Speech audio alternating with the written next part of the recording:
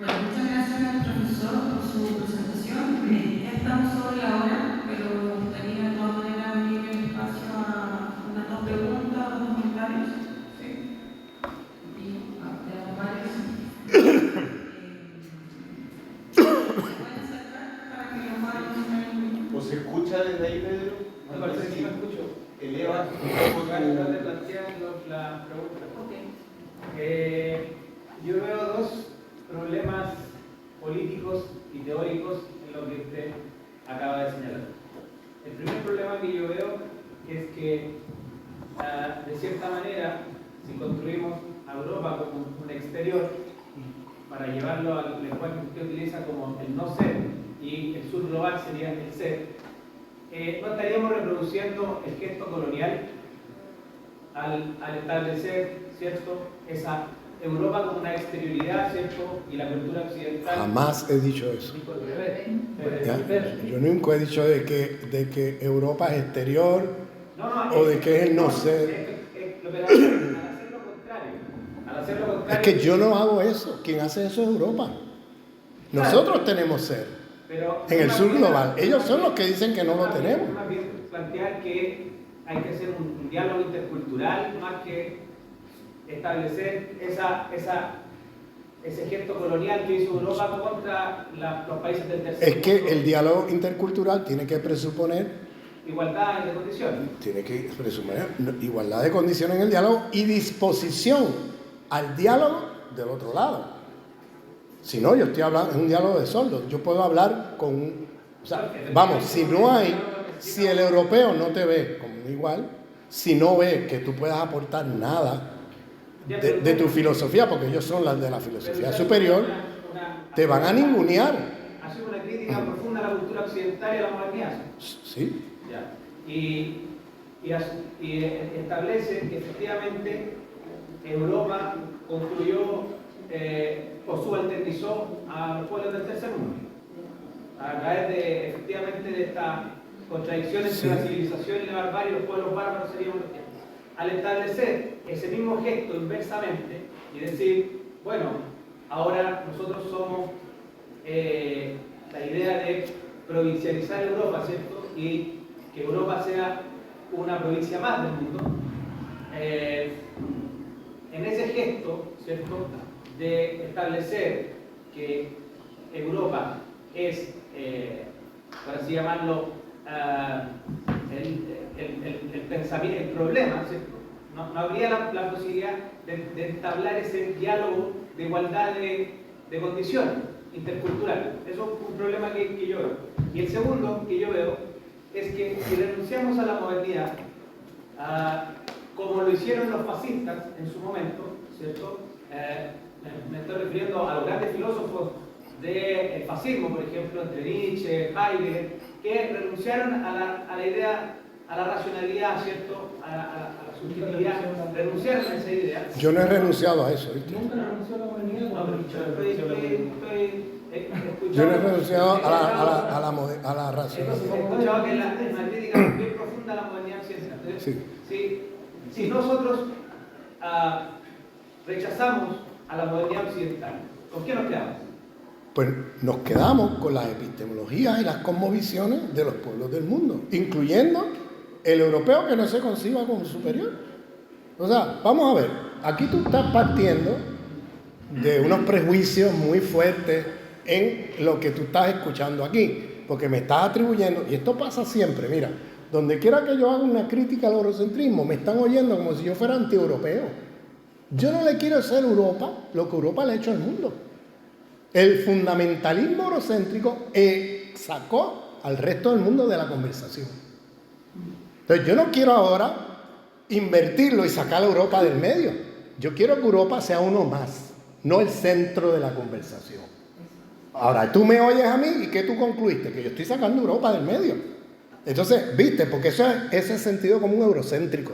Porque en el momento en que uno critica el eurocentrismo, se cree que uno es anti-europeo. Yo no soy anti-europeo, yo soy anti-eurocéntrico, que es otra cosa. Cuando Europa se sitúa como superior, epistémicamente superior, cuando practica racismo epistémico e inferioriza a todo el planeta y lo saca de la conversación, Y entonces ellos saben lo que es verdad, lo que es realidad y lo que es mejor para ti. Y cualquier cosa que tú digas que es verdad, que es realidad y que es lo mejor para ti, queda invalidado. Y ellos se te imponen con este tipo de esquemas. Entonces, perdona, bueno, entonces yo te estoy aquí corrigiendo entonces en que estemos de acuerdo. ¿Okay? Déjame explicarte para contestarte la pregunta. Entonces, cuando tú tienes un sistema binario como el eurocéntrico, que te impone la idea de que Europa es natural inherentemente por la libertad, por la liberación de la mujer, por los derechos ciudadanos, por la democracia, y la no Europa o lo no occidental es natural inherentemente autoritario, machista, patriarcal, despótico, etc.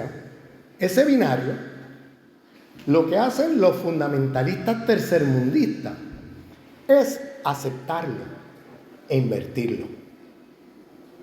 Cuando tú haces eso, tú estás todavía en el eurocentrismo. Tú aparentas ser anti todo eso, pero estás en el eurocentrismo porque has aceptado un binario que es falso. De que la idea de democracia la inventaron los europeos y los demás son despóticos. Que la idea de la liberación de la mujer es de los europeos y los demás son machistas y patriarcales. Que la idea de la libertad es de los europeos y los demás son autoritarios. Etcétera, ¿no? Cuando yo agarro eso y lo acepto, una cosa falsa, pero la estoy aceptando desde el tercer mundo y hago así, me convierto en Bin Laden. En el fundamentalismo tercermundista. No, porque es que me resuena lo que tú dices a cosas que ha dicho Castro Gómez. Me resuena lo que tú dices a cosas que ha dicho Castro Gómez que son equivocadas. Y te las estoy explicando ahora por qué son equivocadas.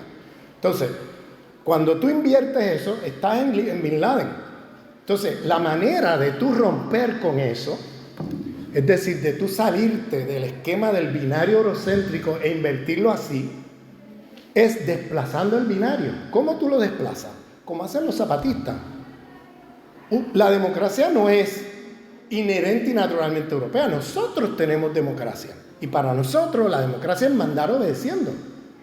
Y para nosotros la democracia se institucionaliza en lo que ellos llaman los caracoles. Entonces tenemos democracia.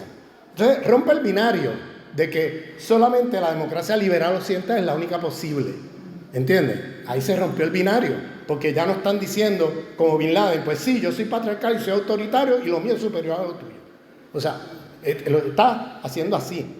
No estás rompiendo ese binario que te ha impuesto la colonización.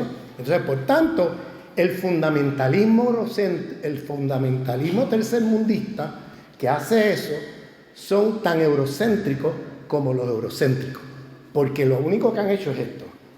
No han cuestionado el binario mismo. ¿Bien? Entonces, lo que yo estoy planteando aquí es que para la solución a ese problema no es volver a centrar a Europa allí como el centro, es poner Europa como uno más en la conversación y que los europeos que entren a la conversación entren con humildad, como uno más, no dictando a los demás cómo son las cosas. No diciendo que ellos saben lo que es verdad, realidad y que es lo mejor para ti. Y cuando tú dices, no, lo mejor para mí no es una invasión militar, pues, ¿qué validez tiene en tu argumento? Si tú eres un inferior, ¿te fijas en dónde estamos? Entonces, por eso te estoy diciendo que entonces la solución a ese problema pasa por el reconocimiento a la diversidad epistémica y movernos del universo, uno que define para ti qué es realidad, qué es verdad y qué es lo mejor para ti, y pasar al pluriverso. Entre todos definimos para todos qué es verdad, qué es realidad y qué es lo mejor para todos. Entonces tenemos que movernos de la estructura del uni al pluri para poder entrar en diálogos interepistémicos con igualdad entre todos. Y yo no niego que pueda haber un europeo en la conversación, pero oye, cuidado, tiene que ser un europeo que entre en la conversación con humildad, sin soberbia, sin creerse que es la hostia, sin venir a decirnos que es verdad, que es realidad y que es lo mejor para ti, sino como uno más. Y podemos, entonces, si yo voy a estudiar, eso es parte de la descolonización de las universidades occidentalizadas, como esta y como muchas otras, que es, si yo voy a estudiar un problema, el ecológico, yo tengo que imprimir ese problema de diversidad epistémica. Y yo voy a estudiar cómo ese problema lo estudian y lo solucionan en su pensamiento crítico los aymara. ¿Cómo lo piensan y lo estudian los musulmanes chiitas, los budistas, los indígenas tojolabales, los mapuches, los mestizos latinoamericanos, el pensamiento crítico mestizo latinoamericano, el pensamiento crítico de Europa? Vamos a ver todo eso, vamos a hacer una ecología de saberes, como diría Boaventura, una ecología de saberes, que él lo saca de pueblos indígenas, este concepto de ecología de saberes, que no es exactamente de él. Entonces, pero él lo ha popularizado. Entonces, esa ecología de saberes, entonces yo pongo en conversación diferentes epistemes, entonces hago un pluriverso para yo ver cómo yo enfrento ese problema. Pero ¿qué es lo que hacemos ahora? Lo que hacemos ahora es que cogemos los hombres blancos europeos de derecha o de izquierda. Si tú eres de izquierda, coges los de izquierda. Si eres de derecha, coges los de derecha. Pero eres igualmente eurocéntrico, porque los pones en el centro, te los estudias a fondo y luego usas eso como único marco posible de solución a los problemas de la humanidad. Y ahí estamos en el eurocentrismo más absurdo, porque estás dejando y tirando por fuera un montón de contribuciones de hombres y mujeres de otras coordenadas del mundo que han pensado esos problemas y muchas veces hasta mejor que lo que lo hemos pensado en Occidente, y tienen muchas contribuciones que hacer. Entonces tenemos que abrirnos a el pluriverso, no al universo.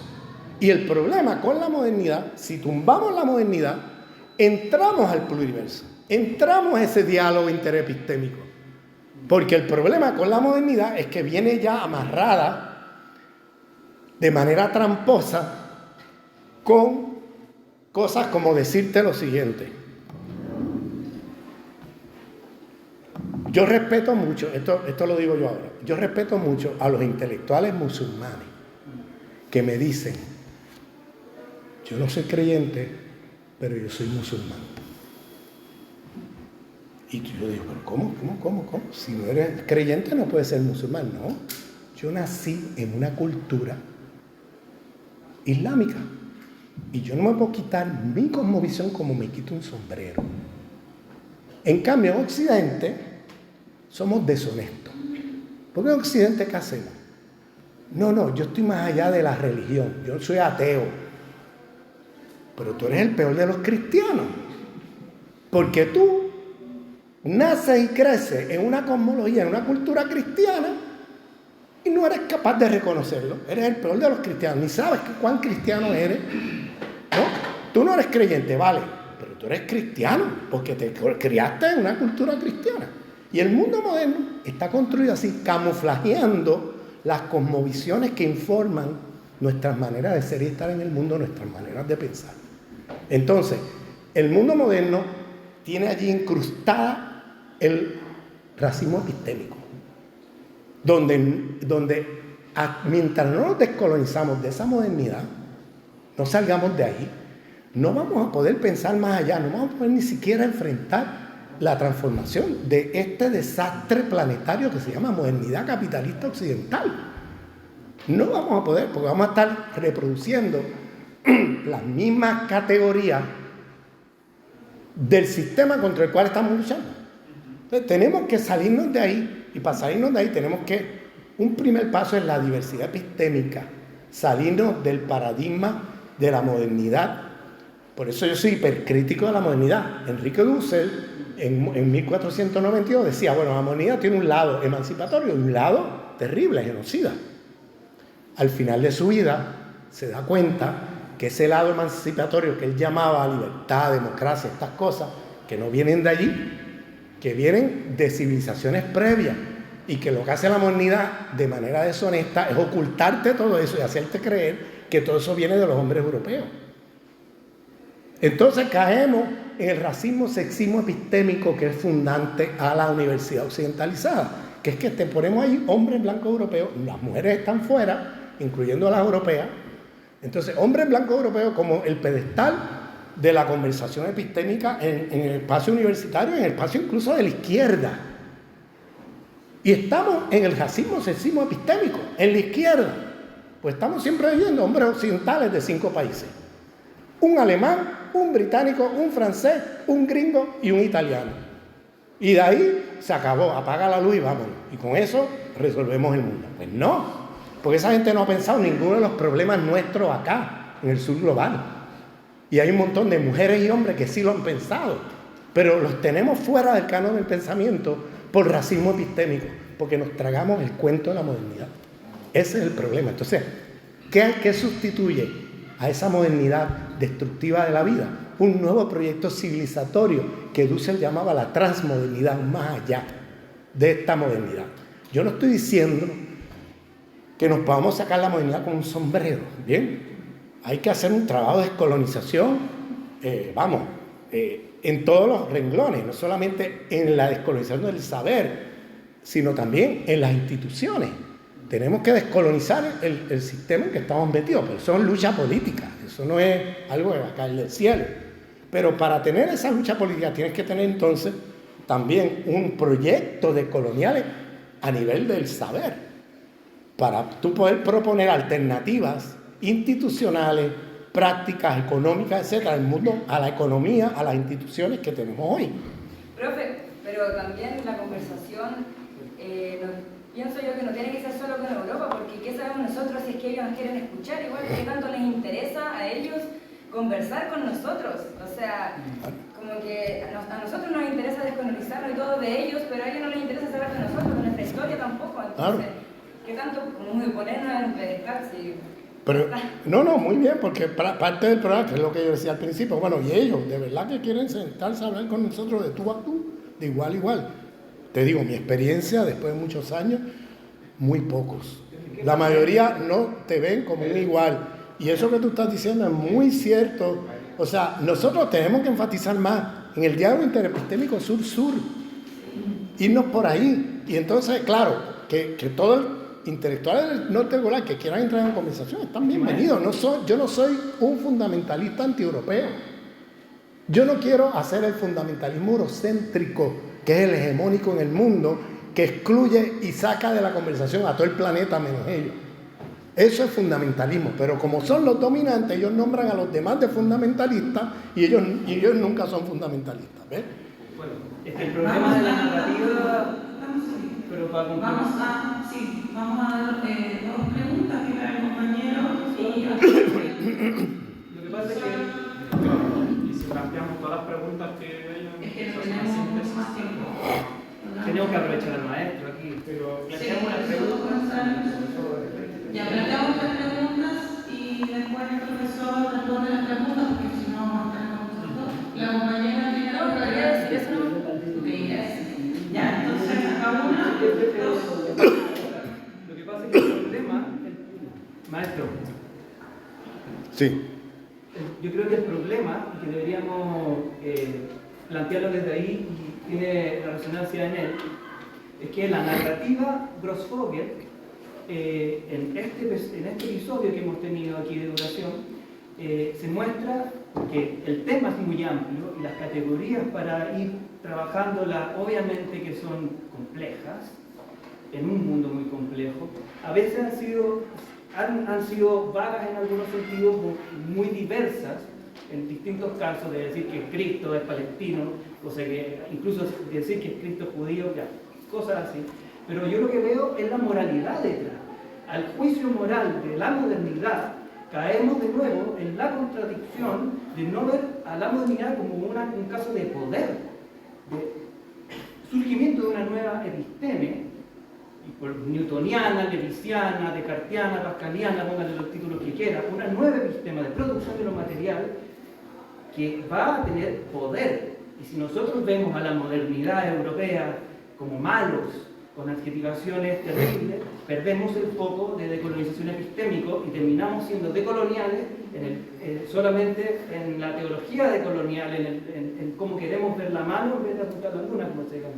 Entonces yo creo que ahí nos confunden. Y ustedes como pensadores y maestros tienen que posibilitarnos la mayor claridad posible para que no tengamos esas confusiones y poder empezar.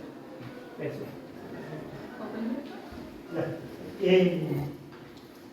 Profesor, usted dice la política como proyecto civilizatorio.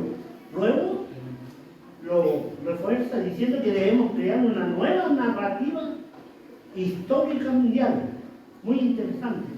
Yo le quisiera preguntar a propósito, ¿qué rol juega en este proyecto civilizatorio, por ejemplo, el proyecto BRIC? ¿Cómo lo ve ahí? ¿O es una forma nueva de imposición, ¿no? La última pregunta que quisiera hacer está en relación al tema de la lucha de las mujeres como emancipadoras de este autoritarismo, del tema del machismo, etcétera, donde a mi juicio las mujeres, no sé si embarcándolas dentro del concepto europeizante en la cosa electoral, a mi juicio las mujeres tienen mucho, podrían cambiar la concepción de la política al votar por un proyecto civilizatorio y no en su inmensa mayoría las mujeres en Argentina, por ejemplo, que votan en favor de los intereses de estos personajes oscuros de la historia, ¿no? Para seguir siendo sometidas. Y yo pienso que las mujeres, por ejemplo, si todas votaran en favor de un proyecto civilizatorio, cambiaría la lógica política. Eso es. Vamos a la última pregunta. Acá no, acá tenemos Yo lo que le quería preguntar, profesor, era, bueno, entendiendo este dualismo cartesiano, que de cierta forma perpetúa estas distinciones del dualismo que la encontramos en todos los sabores de resistencia, retóricas, que incluso llega a plantear al mismo Heber, como mencionaba usted, que el espíritu, por ejemplo, todavía no ha llegado a América y por ende no tiene historia y se contrapone justamente a la idea de Pachamama o de Mapun, donde pareciera que esa distinción nunca existió, nunca tuvo una relevancia de disociación entre ambos mundos, donde pareciera que este dualismo no existe, que está de cierta forma replegado sobre sí mismo, como quizá un espíritu encarnado, etc. ¿Cómo se puede trascender este dualismo cartesiano, entendiendo lo que quizás justamente, quizás nunca ha sido superado, justamente porque quizás si hubiera estado superado o ya contenido, quizás ni siquiera hubiera habido colonización? Entonces, mi consulta es cómo se puede superar ese dualismo cartesiano que, como digo, está en todos los sabores, cuerpo, alma, naturaleza, cultura, etc., que justamente tiene un montón de consecuencias catastróficas en América y en la diversidad de culturas que quedaron justamente del otro lado de la distinción. Esa es mi pregunta. la última persona. Profesor, muchas gracias por su exposición. Yo le quería hacer una consulta acerca del pluriverso respecto a la ontología política, ¿cierto? Que de alguna forma continúa los debates del giro de colonial. Estoy hablando de Arturo Escobar, de Mario Leis, de Marisol de la Cadena, ¿cierto? Que plantean en fondo el choque entre mundos, ontologías que se evidencian en los conflictos socioambientales respecto a la destrucción de la naturaleza. Entonces, ahí hay una discusión también que muchas veces se tiende a ver la ontología como un ente cerrado, ¿no? Como un sistema cerrado, y yo, al menos uno de los temas que estoy tratando de entender es cómo poder comprender las ontologías, siendo que hay distinciones, pero que también hay mezcla, hay agenciamiento entre ontologías, hay fenómenos sociopolíticos, socioculturales. Entonces, no sé cómo usted ve esa posibilidad de plantear un pluriverso entre ontologías que estén abiertas en relación y no ontologías que estén cerradas sobre sí mismas, porque podemos caer en un esencialismo, en un antiguo culturalismo, ¿no? En qué momento también las ontologías están interconectadas. Eso. Si pudiera, profesor, muchas gracias por su presentación provocadora, en todo caso. Yo quería preguntarle, porque estamos trabajando esto en una mesa en el contexto de nuestro congreso, que es el problema del otro.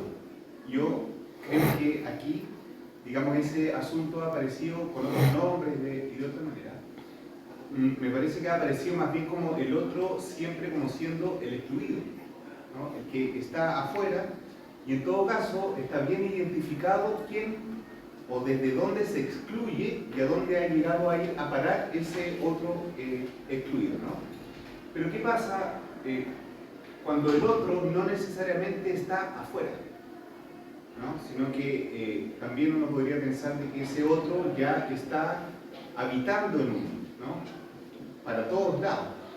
Y entonces como, de alguna manera, el lugar de la pregunta es como por el lugar, la posibilidad incluso de no tener conciencia cuánto en uno, de no tener conciencia cuánto en uno está habitando ya el otro, ¿no? Es decir,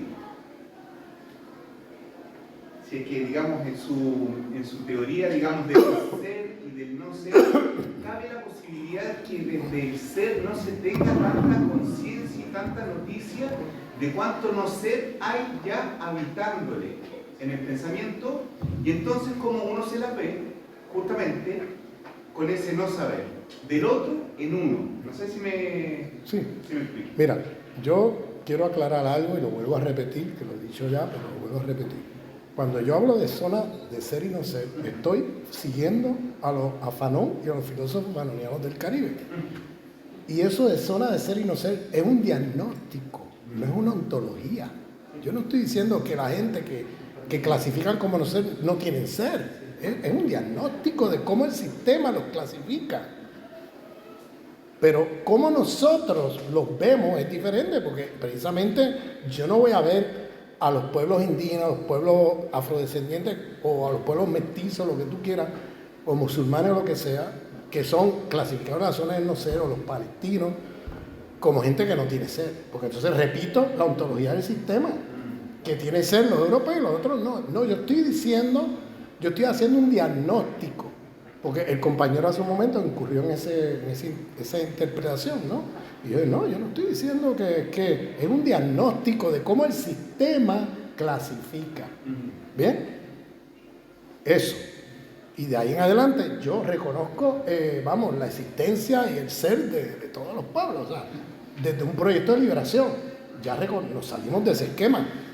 Pero no podemos estar en una lucha donde el no ser va a buscar reconocimiento en el ser, y una lucha de reconocimiento, porque si estás ahí, no vas para ningún lado, no vas a cambiar el sistema, estás simplemente pidiendo un multiculturalismo liberal. Ahí es donde vas a terminar, ¿bien? Entonces, sobre el tema de que en lugar de categorías teológicas usemos categorías epistemes y todo eso, mira, una de las falacias de la modernidad es el eurocentrismo de pensar este binario entre lo secular y lo religioso. ¿Bien? Eso es una trampa, porque todo lo que se dice secular es cristiandad camuflajeada como mundo moderno, científico, etc. Pero es cristiandad, es cosmovisión de la cristiandad. Si nos salimos de la palabra religión y empezamos a pensar en cosmovisiones, ese mundo que se clasifica como secular frente a lo religioso es tan religioso como lo religioso. Porque si lo sacamos de la palabra religión, en realidad estamos hablando de cosmovisiones. Y la cosmovisión de la cristiandad está por debajo de toda la filosofía moderna. El problema es, mira, el mismo Hegel, Jacob Bohm, el místico alemán cristiano, está debajo de Hegel, de Schelling, de toda esa filosofía alemana. O sea, debajo de toda esta filosofía moderna que supuestamente establece esta distinción, están los místicos de la cristiandad, la cristiandad debajo, ¿entiendes? Entonces, nosotros tenemos que en el proceso de descolonización hacer eso visible para nosotros saber dónde estamos parados, porque muchas veces nos enredamos en debates supuestamente para descolonizarnos de la filosofía eurocéntrica moderna, pero seguimos repitiendo el esquema religioso secular y no revelamos el lado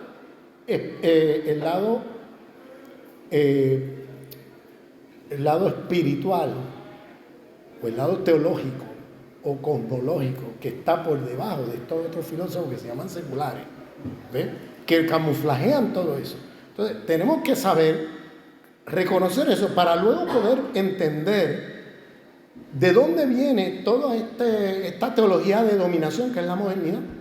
La modernidad es una teología de dominación. pero es no otra cosa que la secularización de la narrativa de la teología de liberación de la cristiandad. Viene de ahí. Ahora, no vamos a cambiar el mundo única y exclusivamente descolonizando la mente. Esto requiere lucha política, de eso es inescapable. Esto es lucha política. Y la lucha política, bueno, requiere de también pensamiento político, filosofía política, categorías para transformar el mundo, etcétera. Tú sabes, estamos esto no es, yo no quiero sonar como que descolonizándonos epistémicamente ya descolonizamos el mundo, no, pero es una parte fundamental, pero no es la única ni exclusiva, porque en mi trabajo de economía política, los que lo hayan leído van a ver que yo identifico 16 jerarquías de dominación en el mundo. Entonces, tenemos descolonizando los paradigmas de la economía política marxista y neomarxista, que ven 2 o 3 jerarquías de dominación en el paradigma. Yo veo 16, descolonizándolos a ellos de su propio paradigma, pero sin tirar a la basura las contribuciones, ¿no?, que hay ahí. Pero tenemos que ir más allá de los paradigmas que esta gente están hablando, porque se quedan cortos. ¿Por qué? Porque si el capitalismo es genocida, es porque está organizado desde adentro, no como superestructura, sino como un principio organizador de la economía política por las lógicas racistas de la modernidad occidental. Si el capitalismo es feminicida, es porque está organizado desde adentro mismo con las lógicas de dominación del patriarcado de la cristiandad. Si el capitalismo es epistemicida, es porque está organizado desde adentro con las lógicas eurocéntricas de la modernidad occidental. Si el capitalismo es comunitaricida, es porque está organizado con la idea liberal moderna del individuo atomizado de la modernidad occidental. Si el capitalismo es ecologicida, es porque está organizado desde adentro, la propia acumulación de capital, con las lógicas dualistas cartesianas de la modernidad occidental. O sea, el capitalismo histórico, el realmente existente, está organizado desde adentro con las lógicas de la modernidad occidental. Entonces, parte de la lucha contra ese sistema tiene que dar cuenta de esta multiplicidad de opresiones. Porque si tú no luchas contra esas opresiones en la lucha por destruir ese sistema, el problema es que si yo me organizo contra el capital, que está organizado desde adentro con lógica racista, y yo me organizo racistamente, y si yo me organizo contra el capital, que está organizado con lógica patriarcal y me organizo patriarcalmente, y si yo me organizo contra el capital reproduciendo las lógicas dualistas cartesianas, pues voy a terminar reproduciendo todo contra lo cual estoy luchando. Voy a ser incapaz de destruir el sistema. Y ese es el gran problema del socialismo del siglo XX. Que el paradigma con que funcionó era el paradigma infraestructura, superestructura, la economía aquí y todo derivado de la economía, lo demás es superestructura, y se perdieron de vista que estamos en un sistema civilizatorio de múltiples relaciones de dominación que se llama la modernidad occidental, con un sistema económico que es el capitalismo histórico, que está organizado dentro de un sistema civilizatorio. Entonces esto tiene consecuencias políticas, porque si tú luchas contra ese sistema reproduciendo las lógicas de dominación y de opresión moderna, nunca vas a terminar con el capitalismo, porque el capitalismo está reproduciendo las mismas lógicas que lo producen en tu forma de organizarte contra este río. Entonces, para salirnos de ese esquema, entonces necesitamos dar cuenta de organizarnos de una manera interseccional contra el sistema. Porque si no, no vas a acabar con el sistema nunca.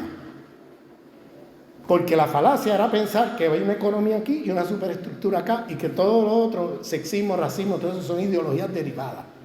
Pero no, son constitutivas de la acumulación de capital y de la economía política. Entonces, por eso yo insisto en hacer un trabajo de cirugía ahí con las ideologías de la modernidad, con las estructuras de dominación de la modernidad, porque estamos enfocados en anticapitalismo, anticapitalismo, anticapitalismo, y no nos damos cuenta que el capitalismo es el sistema económico de una civilización y que luchando así contra el capitalismo, y nos olvidamos de la modernidad, no vamos nunca a terminar con el capitalismo. Porque el capitalismo es el sistema económico de una civilización, no es el sistema económico que produce la civilización. Es al revés. Entonces, esto tiene consecuencias políticas. Todo lo que yo he dicho aquí, ¿sabes? O sea, aquí hay un bagaje detrás, o sea, y por eso ahora al final lo hago más explícito todavía, ¿no? A partir de tu pregunta. Entonces, el compañero me preguntó sobre... Universo, ¿cómo ves la ontología?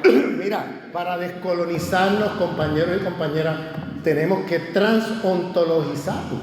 Es lo que dice Dussel. Si nos quedamos en nuestra ontología y no nos abrimos, o sea, no nos transontologizamos, ir más allá de la ontología, para hacer un proyecto ético, político, ¿no? Pues entonces no va a haber ese diálogo, porque estás centrando todo en la ontología. Estás en Heidegger. No has hecho la transición a el giro ético, ¿entiendes? Estás todavía en Heidegger. Entonces, ahí hay que hacer unas transformaciones para transontologizar los procesos políticos y empezar a ver esos múltiples mundos, ¿no? Para poderlos abrir tienes que situarte en una posición transontológica ética, porque desde la ética podemos unir mundos, ¿ves? Desde la ontología es más difícil. Entonces, mira, lo que tú estás diciendo de las mujeres, me preocupa que lo pongas en las mujeres, porque eso mismo puedo decir de los trabajadores, eso mismo puedo decir de cualquier otro grupo en Argentina. La mayoría votaron Milei. Entonces, ¿por qué estás enfocando en las mujeres? Todo el mundo, la mayoría votó Milei. Y el problema aquí no son las mujeres, aquí el problema es un problema, que va por todos los niveles y por todas las capas de por qué alguien como Milei adquiere la popularidad que adquiere entre los oprimidos de este sistema.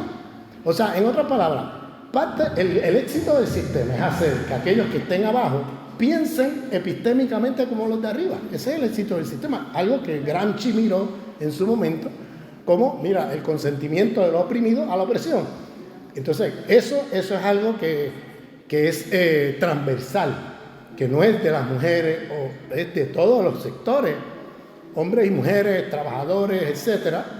En Argentina, en su mayoría, votaron Milei. Y entonces ahí hay un problema, si quieres usar el término de Gramsci, de hegemonía, ¿no? De cómo el éxito del sistema es hacer que los de abajo piensen como los de arriba. Esa es una de mis críticas, por ejemplo, a Mignolo, que la vengo haciendo hace mucho tiempo, que Mignolo cae en lo que yo llamo un populismo epistémico, porque termina reduciendo la geopolítica del conocimiento a un tema geográfico, y no está mirando que las posiciones epistémicas no se pueden reducir a un tema geográfico ni siquiera social, porque tú puedes tener miles de proletarios pensando como los capitalistas y puedes tener capitalistas produciendo teoría crítica del capitalismo. O sea, esto puede ir en varias direcciones. ¿Cómo te explicas a Marx o a Engels, que venían socialmente de familias burguesas y hacen la crítica más radical del sistema capitalista? ¿No? Entonces tienes que salirte del esquema también de que ontológico, de que porque tú eres de esta clase, pues tú piensas como esta clase, y tú eres de esta otra, tú piensas como esta. No, el éxito del sistema es hacer que los que están acá abajo piensen como los de arriba. Si no, el sistema no sería exitoso, ¿no? Entonces, otra pregunta por ahí. ¿El BRIC, señor?